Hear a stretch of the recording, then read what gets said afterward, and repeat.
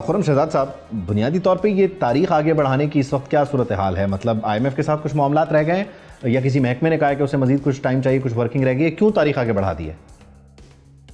नहीं जी, मैं इसके बारे में कुछ नहीं कह सकता तारीख के बारे में। और ये आपको अनाउंसमेंट आ जाएगी, जो भी तारीख होगी इंशाल्लाह आपको जल्द पता चल जाएगा। अच्छा, यानी अभी तक आपको वजह भी नहीं पता या आप बताना नहीं चाह रहे? मतलब एग्जैक्टली क्यों ऐसा हुआ है? नहीं जी, मैं आपसे कह रहा हूँ, मैं इस पर कोई बात नहीं कर सकता अभी। ये आपको ऑफिशियली कन्वे होगा, वो ज़्यादा बेहतर है। ओके, IMF के साथ लेकिन बजट को लेकर काफ़ी सारे मामलात तय हैं, यानी कुछ रहता नहीं है।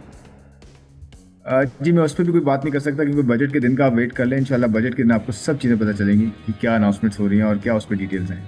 अच्छा, एक और आज के दिन मामला जो है वो डिस्कस हो रहा है, वो ये कि शायद आज हुकूमत जो है पेट्रोल की कीमतों में इजाफा करेगी। इस पर भी बात करना चाहेंगे या इसको भी आप बोलेंगे कि वेल लेफ्ट करना चाहेंगे?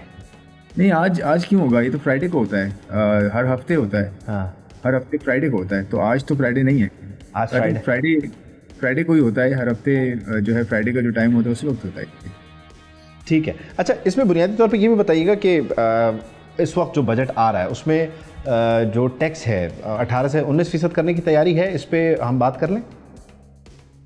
देखिए जी, मैं बजट की डिटेल्स पे बात नहीं कर सकता, और मैं बस ये कहूँगा ये सारी स्पेकुलेशंस हैं। ये सारी चीज़ें जो भी आपको फ्लोट होती हुई नज़र आ रही हैं, कोई एक नंबर कह रहे हैं, कोई दूसरे नंबर कह रहे हैं, कोई टैक्स के नंबर्स कह रहे हैं, एक्सपेंडिचर्स के कह रहे हैं, बहुत सारी चीज़ें। इन सबको मैं ये मेरी सलाह है आपसे, ठीक है, कि इन सब चीज़ों को आप इस वक्त जो है वो स्पेकुलेशन समझें, कयास रैया समझें।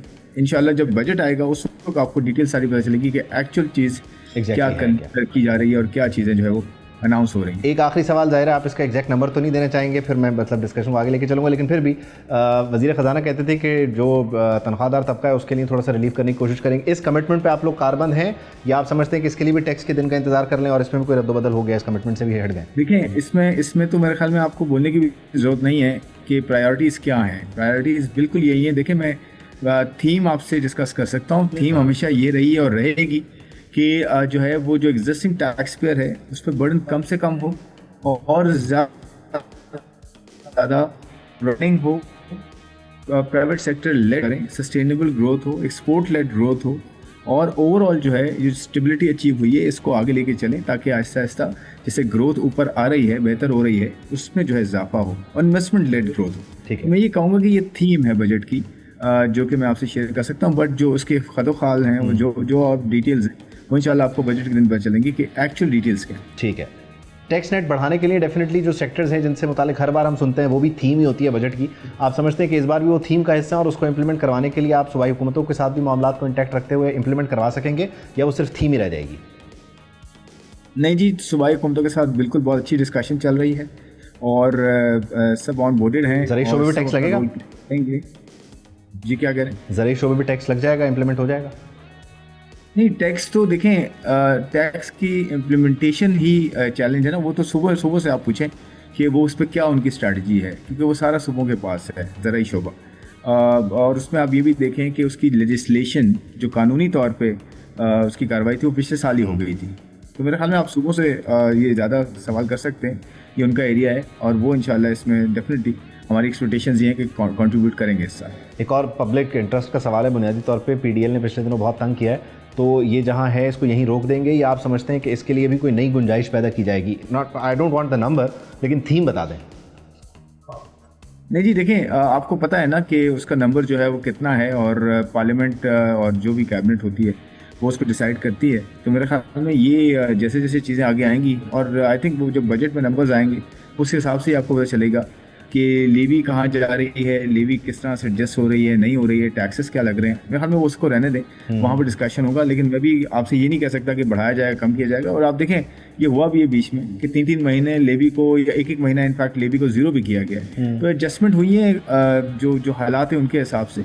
बट आगे जाते हुए एक बैलेंस अप्रोच रखने की कोशिश की जाएगी इंशाल्लाह। अच्छा, आप एक इंडिपेंडेंट डेफिनेटली फाइनेंशियल एक्सपर्ट भी रहे और मैं चाहता हूँ कि ज़रा उस पॉइंट ऑफ व्यू से आप अगर हमें बता सकें, थीम, नंबर्स और इन सारी चीज़ों में जितना आप शेयर कर सकते हैं, IMF का कितना बजट है, यानी IMF कितना इसमें से ले जा सका, अपनी चीज़ों को मनवा सका, और कितना हुकूमत पाकिस्तान ने इसमें अपने लिए रूम और कुशन पैदा किया, अगर इस पर आप कुछ हमारी रहनुमाई कर दें।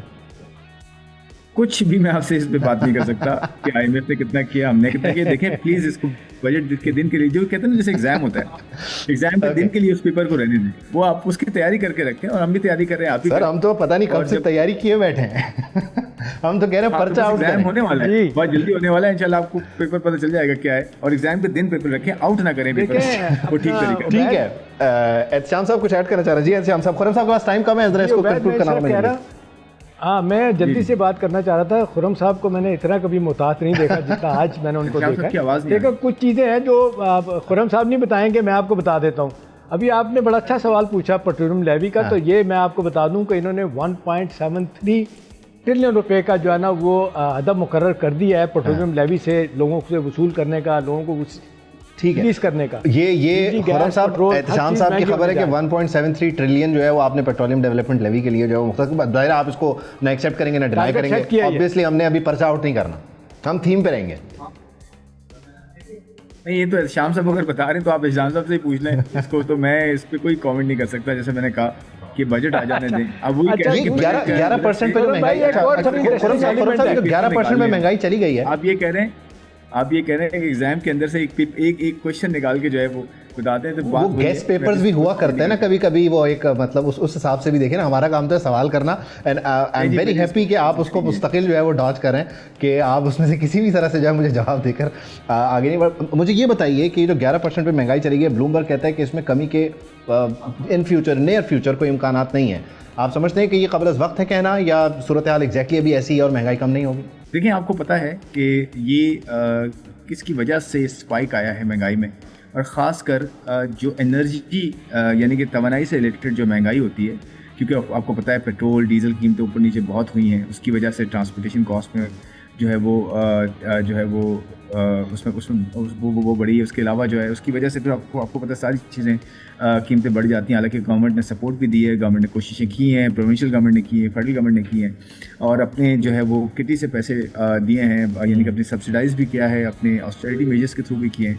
बट पूरी दुनिया में जो है महंगाई की लहर में इजाफा हुआ है, और इसकी वजह से ये जंग होने के बाद जो एनर्जी शॉक आया, जो कमोडिटी शॉक आया, उसका एक इम्पैक्ट है। लेकिन होपफुली ये आहिस्ता आहिस्ता सेटल डाउन हो जाएगा, क्योंकि ऑयल की कीमतें नीचे आई हैं। आपने देखा पिछले वीक भी गवर्नमेंट ऑफ पाकिस्तान ने, प्राइम मिनिस्टर ने जो है तकरीबन 22 रुपये डीजल पे और पेट्रोल पे कम किए हैं। और ये देखिए आहिस्ता आहिस्ता जो है इंशाल्लाह ये मसला, देखिए पाकिस्तान का रोल आपको पता है कितना बड़ा है इसमें सालिसी में, और पाकिस्तान आज बहुत कोशिश कर रहा है, पाकिस्तान की लीडरशिप, वो प्राइम मिनिस्टर हों, फील्ड मार्शल हों, डिप्टी प्राइम मिनिस्टर हों, और हमारे पूरे जो टीम है वो सब ये कोशिशों में लगे हैं कि ये मसला रिजॉल्व हो जाए, और एटलीस्ट इनिशियल जो है वो इसका हल निकला। उसकी देखिए सबसे बड़ा फ़ायदा किसको होगा? पाकिस्तान को होगा, और साथ साथ पूरी दुनिया को होगा, क्योंकि पूरी दुनिया का जंग रोकी पाकिस्तान ने पूरी दुनिया का फ़ायदा किया। 3-4% ऑफ GDP का इम्पैक्ट पड़ा है पूरी दुनिया में, जो कि ये अनप्रेसिडेंटेड है कि किसी एक कंट्री ने सालिसी करके, ऑफकोर्स अपने पार्टनर कंट्रीज़ के साथ, फ्रेंड्स के साथ जो है सालिसी करके इस चीज़ को, जंग को रुकवाया।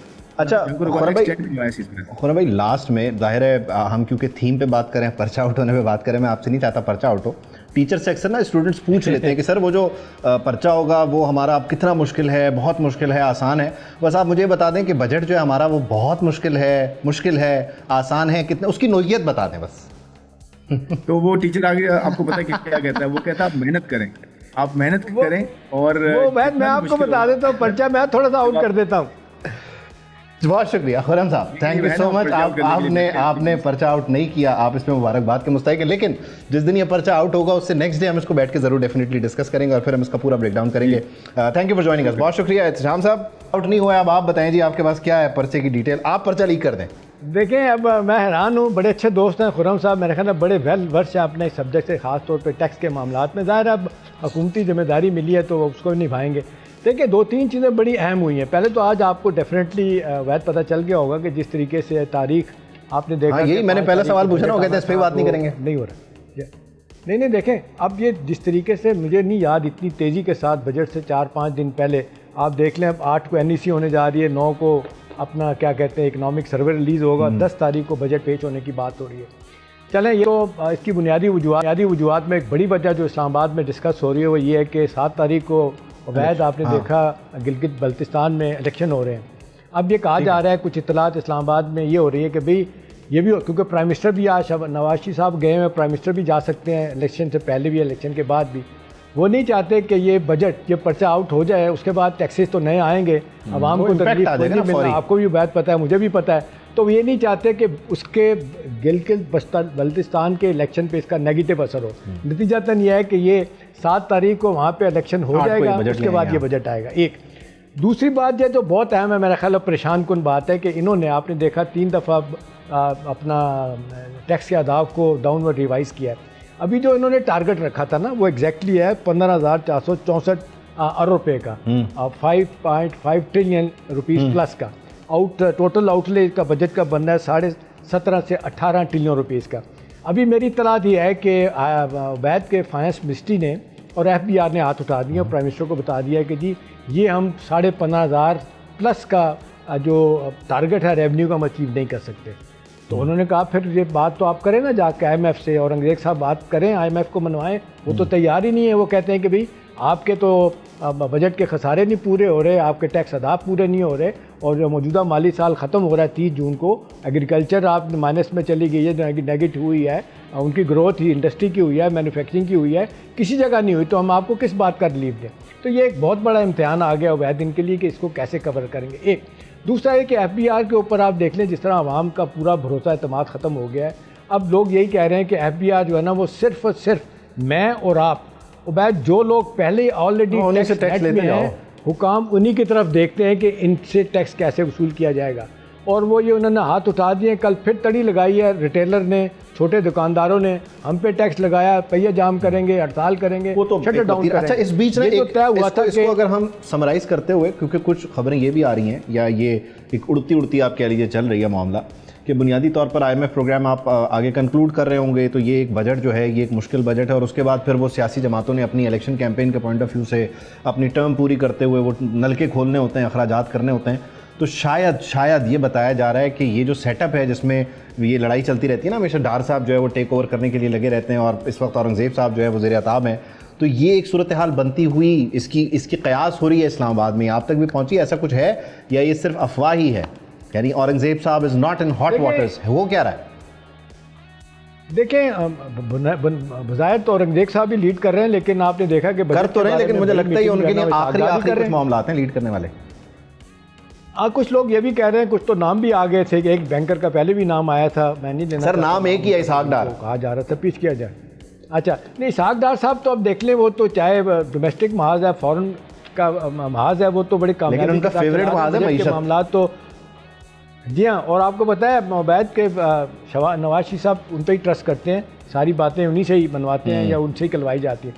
देखिए अब जो जितनी तेज़ी के साथ सूरत हाल बदल लेना, उसमें एक चीज़ तो तय हो गई है कि हुकूमत के पास क्वेश्चन कोई नहीं रह गया कि आवाम को कोई रिलीफ दे सके। और उन्हें एक स्केप बोर्ड भी चाहिए होगा शायद, अगर वो मुश्किल बजट देंगे। अच्छा, हम सब वक्त की कुछ कमी है, इसको हम डिस्कस करेंगे, लेकिन बज़ाहिर ये मामलात हैं कि कुछ मुश्किलात हैं वज़ीर ख़ज़ाना के लिए, और कुछ लोग इस कुर्सी की तरफ जो हमेशा से देख रहे हैं वो इस वक्त ज़ाहिर है इससे बड़े ओहदे पे बैठे हुए हैं, लेकिन वो इस सूरत हाल को संभालने के लिए या यहाँ पर टेक ओवर करने के लिए भी तैयार हैं। तो देखते हैं कि आइंदा आने वाले दिनों में सूरत हाल रहती क्या, लेकिन बजट का पर्चा आउट नहीं हुआ है। आप लोग इंतज़ार कीजिए इम्तिहान के दिन का। सब्सक्राइब करें और बेल दबाएं ताकि कोई खबर रह न जाए।